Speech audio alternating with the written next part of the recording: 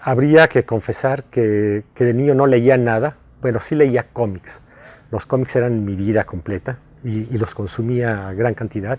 Y el primer libro que realmente me llevó a otros libros, me llevó a leer más, fue Crimen y Castigo, de Dostoyevsky, que lo leí a los 16 años gracias a que un hermano mío lo ganó en un concurso de oratoria de su escuela. Él iba en primero y secundaria.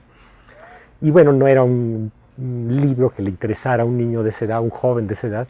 Lo dejó por ahí y un día, sin nada que hacer, pues empecé a leerlo y me atrapó de inmediato. Hasta que, por supuesto, llega ese momento terrible que encuentras esas letras 3 que dicen fin. Y cuando se terminó eso, dije, ¿y ahora qué hago? Poquito después, a los 17 años, me dio una hepatitis que me tumbó en la cama 3 meses. Y esos 3 meses los aproveché para leer lo más que pude. ¿Y qué es lo que leía? Lo que mis padres y algunos amigos me llevaban. Y eso que me llevaban era de una librería que acababa de abrir en México. Y tenía un concepto nuevo, muy distinto a las librerías que yo conocía, porque había sala de exposiciones, sala de conferencias, cafetería. Y ahí me encontré con una serie de jóvenes en la cafetería que también escribían.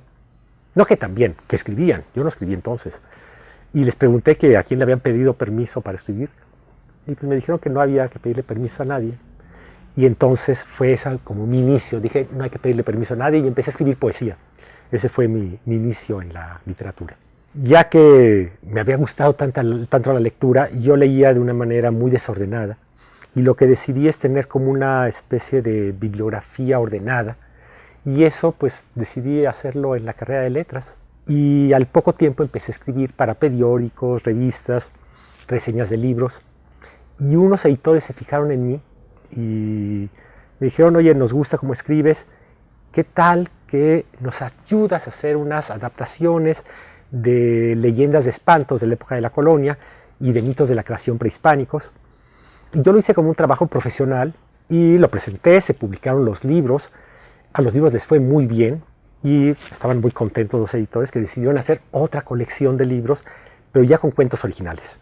Convocaron a 6 escritores, entonces eran muy raros los escritores de libros para niños, no existían prácticamente. Entonces llamaron a escritores de otro tipo de literatura y dijeron, oye, queremos que escribas un cuento para niños y la única condición es que debe tener cierta extensión y estar ubicado cada uno de los cuentos en cierta etapa de la historia de México. Y lo hice me dediqué a investigar, fui a la hemeroteca, teníamos como asesor a don Luis González y González, uno de los grandes historiadores de México.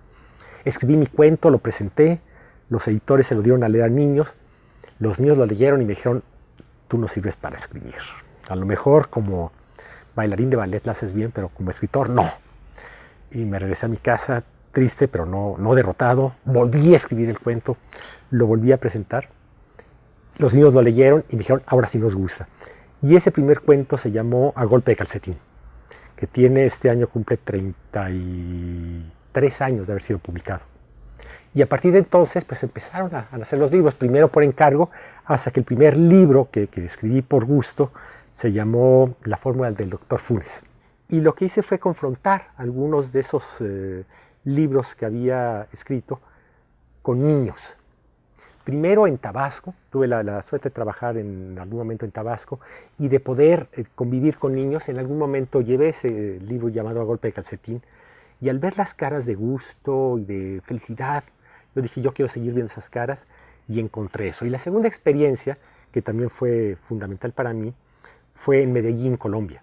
También muy recientemente había publicado A golpe de calcetín, pero ya había publicado 2 obras, Aníbal y Melquiades y La peor señora del mundo, que me hicieron presentar, llevar, leer, convivir con niños en bibliotecas, escuelas, centros de lectura, a lo largo de una semana, que serán unos 20 lugares, ¿no? Salía de un lado y iba a otro. Y el entusiasmo y lo que provocaba especialmente el libro de La peor señora del mundo en una niñez muy golpeada por la violencia social, por la violencia familiar, representaba para ellos así una catarsis. Todo eso me llevó a dedicarme a escribir libros para niños.